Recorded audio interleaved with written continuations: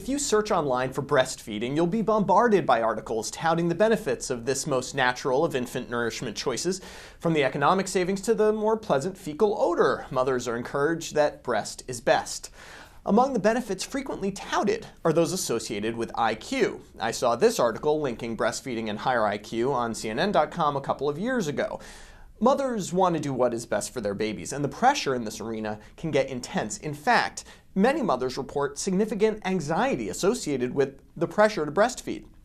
And women who are unable to breastfeed can be pushed deeper into depression because of that. And here's a little secret. There have been no randomized trials of breastfeeding, ever. And we all know that a lot of factors go into the decision to breastfeed and for how long. In other words, breastfeeding may be a proxy for any number of healthful behaviors or for socioeconomic status. The question is, does breast milk make your kids smart, or do moms who choose to breastfeed have smarter kids? In response to this question, we have this article appearing in the journal Pediatrics. The study looked at 9,854 children from the Growing Up in Ireland infant cohort. These kids were followed from 9 months to 5 years of age. During that time, they had multiple neurocognitive and other assessments, and moms were asked about their breastfeeding history. Right off the bat, you see huge differences in baseline characteristics between moms who breastfeed and those who don't. This table shows you the amount of confounding we have in studies like this. Women who breastfed were much more likely to have a resident partner, were highly educated, and older. Roughly a quarter of women who breastfed had a smoker in the dwelling during pregnancy, compared to 42% of those who didn't breastfeed. And as anyone with more than one kid can attest, the more siblings in the dwelling, the less breastfeeding happens.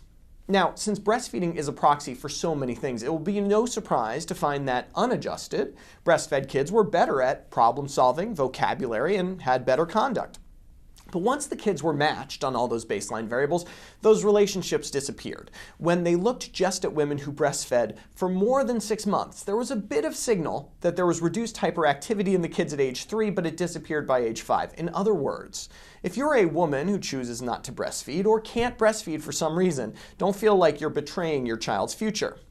Breastfeeding is great. It's cheap, it helps you lose weight, and it has some antibodies in there. But when it comes to childhood development, it is the loving bond of a mother and infant, perhaps manifested in breastfeeding, but not mediated by breastfeeding, that leads to good development.